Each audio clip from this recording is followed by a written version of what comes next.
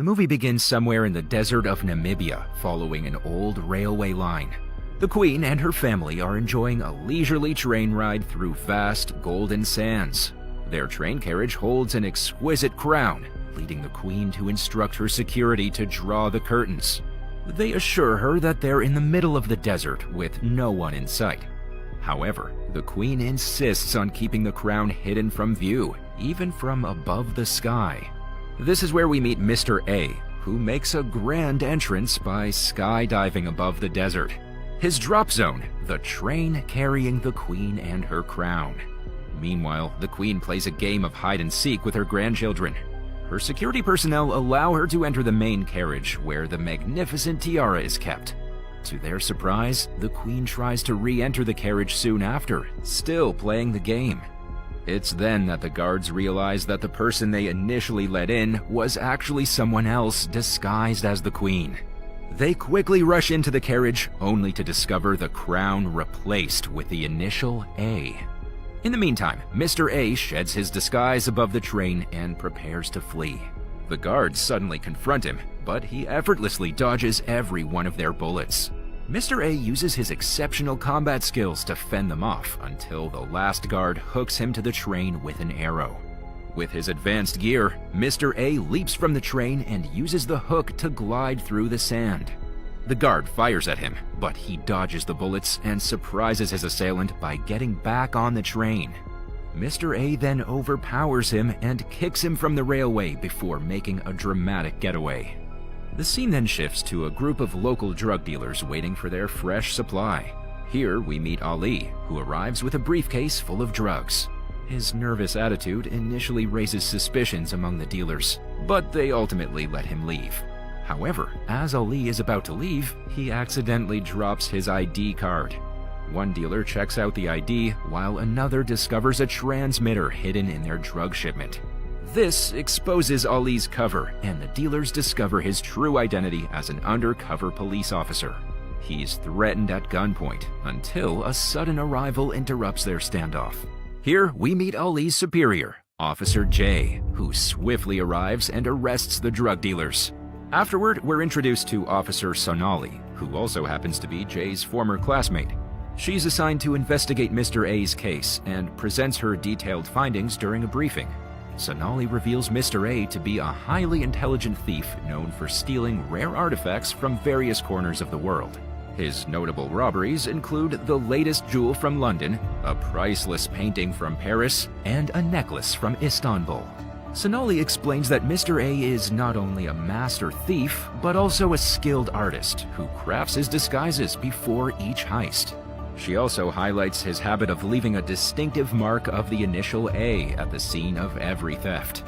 Upon hearing this, Officer J identifies the pattern of Mr. A's robberies and briefs his team accordingly. J is now armed with detailed information and a capable team, and he's determined to capture the mysterious thief at any cost. Meanwhile, Mr. A designs several gadgets for his upcoming heist. The scene then shifts to the day Mr. A is likely to play out his next heist. Jay speculates that the thief will possibly target one of two museums holding priceless diamonds and ancient necklaces. He then directs security to tightly seal both areas, leaving no chance for the thief to escape. Meanwhile, Mr. A dives into a canal and cuts through the bathroom floor of the museum. Undetected, he gains access and covers himself completely in white paint. By the time the police arrive, Mr. A disguises himself as a marble statue and seamlessly blends into the exhibit. Following this, Mr. A blends in among the statues and brings out a remote-controlled car he designed. He uses a live feed from the car's camera to stealthily guide it through the museum. The car then makes it to the main safe and successfully steals the diamond. Next, Mr. A uses his pre-installed projector to create the illusion that the diamond is still secure.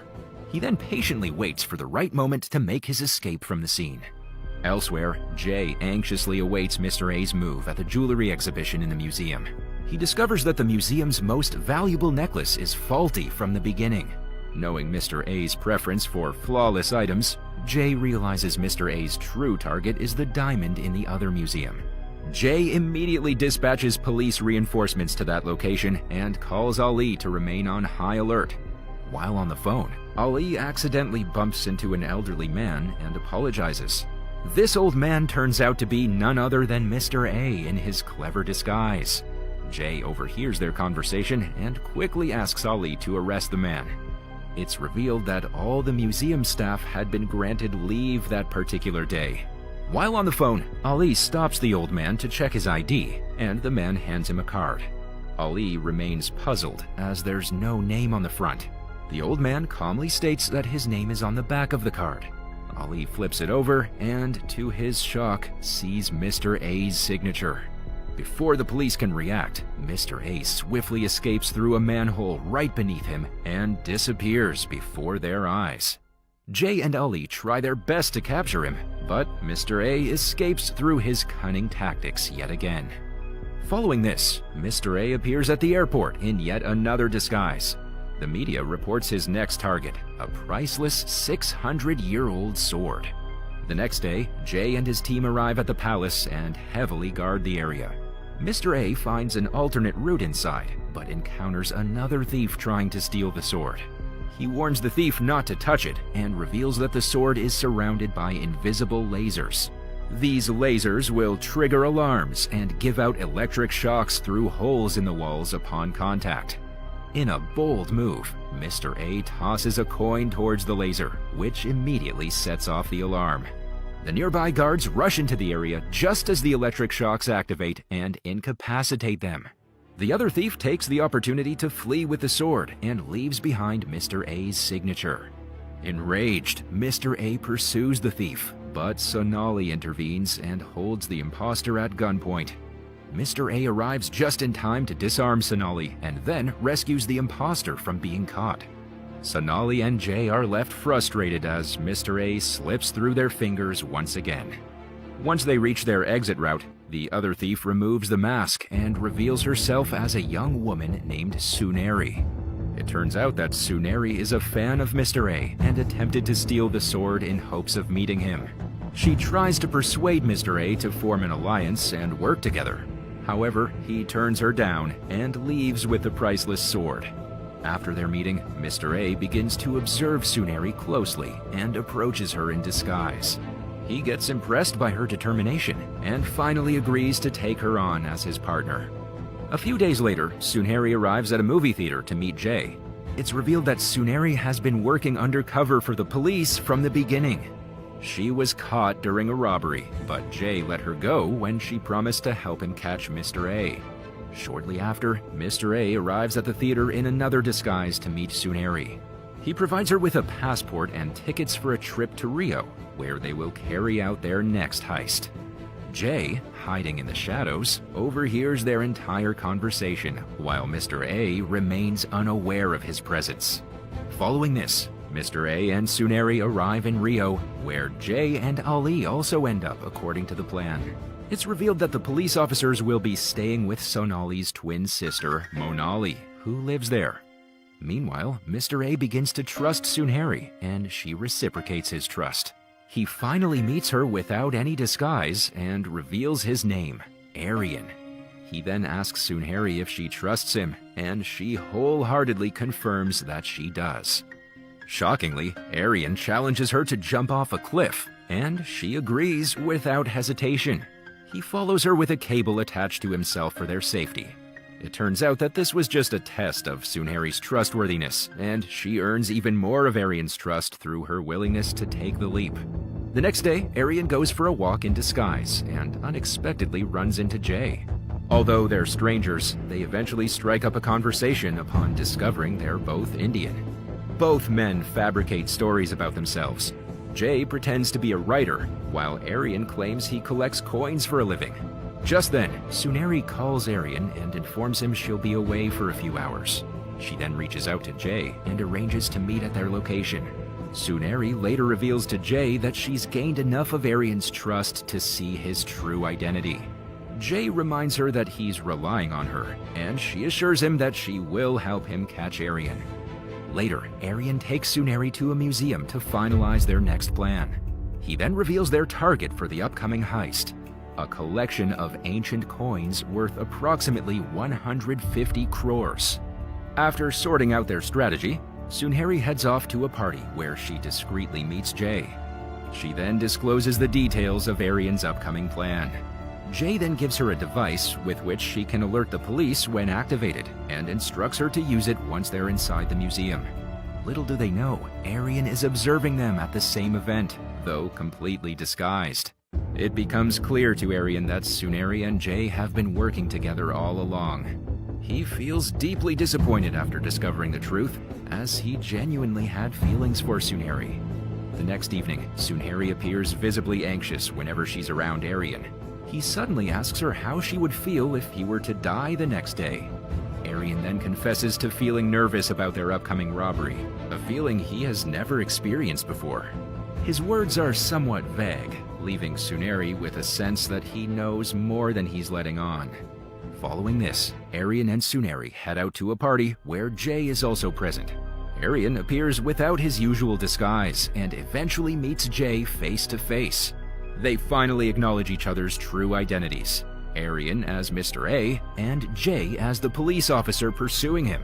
However, Jay doesn't immediately arrest Arian, as he plans to wait and capture him in the act instead.